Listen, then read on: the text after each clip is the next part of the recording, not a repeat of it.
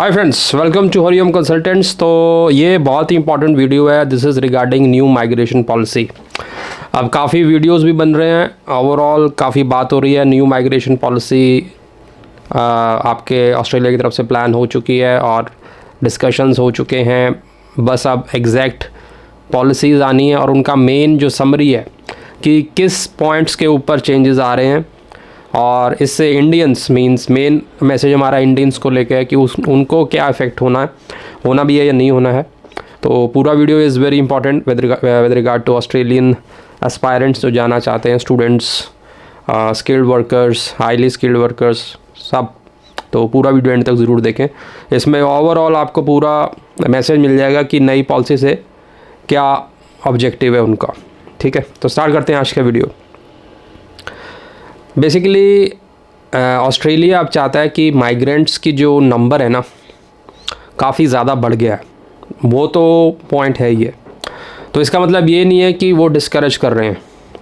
Only नई policy का मतलब ये है, टारगेट ये है कि जिस चीज़ की रिक्वायरमेंट वहाँ पर है वो माइग्रेंट्स ज़रूर वहाँ पर आएँ, और जो इररेलेवेंट हैं, जिसका रिक्वायरमेंट नहीं है, जो मोर देन इनफ है, उस पर थोड़ा स्ट्रिक्टनेस बरती जाए।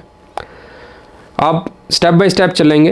तो इनका मेन टारगेट जो है, main M of new policy, her bar new policy बनती है कुछ ना कुछ उनका एम होता है। तो इस बार ये रहा है कि जो प्री कोविड नंबर थे, कोविड आने से पहले माइग्रेशन के, उस नंबर तक लेके जाना।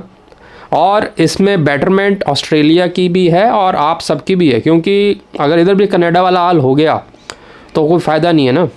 तो कनाडा का एग्जांपल उनके सामने है, तो वो माइंड में रखते हुए वो जो हैं ऑस्ट्रेलियन गवर्नमेंट ये चाहती है कि ऐसे बिल्कुल पॉपुलेशन माइग्रेशन की एकदम भी ज़्यादा एक्सप्लोड ना हो जाए कि वो सिचुएशन वहाँ पर हो जाए जैसे कनाडा वाला हाल है। तो उसके लिए उन्होंने नई पॉलिसी लाए। तो नई पॉलिसी के हिसाब से विजिटर वीज़ा, सबसे पहले काफ़ी लोगों का क्वेरी उसी को लेके होगी, तो वो हम क्लैरिफाई कर देते हैं कि विजिटर वीज़ा पे एज सच कोई इफ़ेक्ट या उस तरह का चीज़ नहीं हुई है, ना कोई ऐसा पॉलिसी में आया कि इतने हमने वीज़ा देने हैं। विजिटर वीज़ा पे एज सच अभी अप टिल नाउ कोई ऐसा अपडेट नहीं है।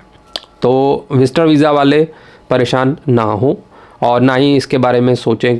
जो मर्जी चीज़ें आ रही हैं इधर उधर, डोंट बी अफ्रेड और घबराएं मत। तो विजिटर वीज़ा का ऐसा उन्होंने कुछ भी नहीं बोला है। अब आते हैं स्टूडेंट वीज़ा पे, second popular visa for the Indians, जो स्टूडेंट्स जाना चाहते हैं। तो उसमें तो उन्होंने सख्ती बरतनी ही थी। द रीज़न इज़ कि दे डोंट वांट कि कोई भी उठ के ऑस्ट्रेलिया में जिसका पर्पस नहीं भी है स्टडी का, वो आएँ और मतलब एक प्लान बन जाता ना कि क्या कुछ भी कोर्स उठा लिया। So they want good students. I am underline the word good students. Good student का मतलब है जिनका एकेडमिक स्कोर अच्छा है एंड जो ओवरऑल गुड टू डू हैं और उनका लैंग्वेज स्कोर भी अच्छा है। और वो मान रहे हैं, जो मिनिस्टर साहब हैं, उन्होंने ड्यूरिंग हिज डिस्कशंस उन्होंने बोला है कि इंडियंस को तो ये इफेक्ट होने ही नहीं वाला है जो नई पॉलिसी है, क्योंकि ऑलरेडी दे नो कि जो इंडियंस वहाँ पे माइग्रेट होते हैं उनका जो स्टूडेंट्स हैं खासकर, दे स्कोर गुड। तो उसके लिए तो उन्होंने कह रहे हैं कि उनका तो नंबर बढ़ेगा ही इंडियंस का, नो डाउट। तो उनका ये स्टेटमेंट थी। तो इससे आप समझें कि इंडियंस को कोई इफ़ेक्ट नहीं होने वाला है। स्टूडेंट्स के जो वीज़ा हैं उसमें ज़रूर उन्होंने बोला है कि जो पहले लेवल था उससे थोड़ा आप वो करेंगे ताकि फ़िल्टर हो जाए। फ़िल्टर का मतलब है कि जो स्टूडेंट एक्चुअल में पढ़ने वाला है या जो एकेडमिकली स्ट्रॉन्ग है, जो आगे जाके हाई स्किल अटेन करेगा वहाँ पर, वही वहाँ पर आए, उसको वेलकम है, कोई उसमें इशू नहीं है। तीसरा पॉइंट आ रहा है कि जो वहाँ पर अभी एग्जिस्टिंग स्टूडेंट्स हैं उसके लिए पोस्ट जो ग्रेजुएट वर्क वीज़ा होता है उसमें इफेक्ट आएगा नहीं आएगा, उसमें कोई इफेक्ट नहीं है। उन्होंने क्लियरली बोला है कि जो ऐसा चलता आ रहा है वो वैसे ही चलेगा। जो वहाँ पर स्टडी कर चुके हैं उसके बेसिस पे उनको पोस्ट जो TR होता है वो मिलता है, पोस्ट ग्रेजुएट वर्क वीज़ा, जिस पे वो आफ्टर ग्रेजुएशन काम करते हैं। तो वो ऐसे उनके हिसाब से, उनके जो भी उन्होंने स्किल अटेन किया उसके हिसाब से उनको मिलता रहेगा। सो डोंट बी अफ्रेड कि वो हो जाएगा प्रॉब्लम। तो वो भी उसमें उन्होंने क्लैरिफाई किया हुआ है, मैं आपको यहाँ क्लियर कर रहा हूँ। तो उसका भी कोई इशू नहीं है। उनका मेन जो टारगेट है कि जिस वर्क वीज़ा पर आते हैं हम, जिस वर्क की रिक्वायरमेंट वहाँ पर है, शॉर्टेज है, क्योंकि हो ये रहा है कि जिस चीज़ की शॉर्टेज है वो उनको मिल नहीं रहा है, और जो अननेसेसरी वहाँ पर बहुत लोग हैं करने वाले वो ही आ रहे हैं। तो ये पॉलिसी इसलिए बनाई गई है ताकि जिस चीज़ की उनको रिक्वायरमेंट है वो स्किल वाले बंदे उनको मिलें।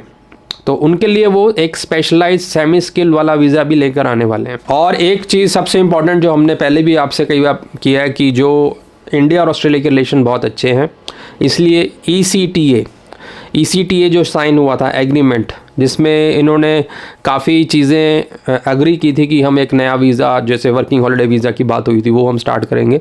तो वो सब है, मतलब ये हम आप माने कि वो सब खत्म हो गया, उसके अकॉर्डिंग ही सब किया जा रहा है। वो जो उसमें एक नया वीज़ा तो हमने आपको ऑलरेडी बता दिया है कि वर्किंग हॉलिडे वीज़ा होगा जिस पे यंग एप्लीकेंट जा पाएंगे, वो तो आना ही आना है।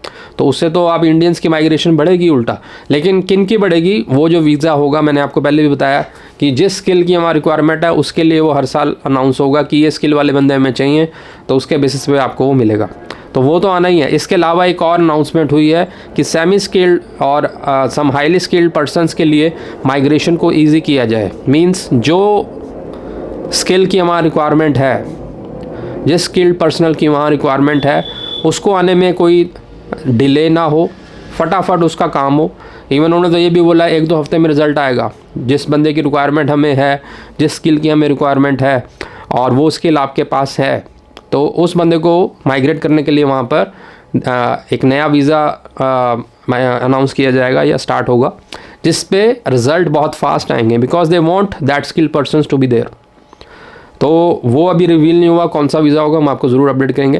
बाकी पॉइंट वाइज एवरीथिंग आपको मिलेगा। अभी जो मैं इस वीडियो में आपको बता रहा हूँ कि ओवरऑल न्यू माइग्रेशन पॉलिसी किस तरफ जा रही है, उसका क्या एम है।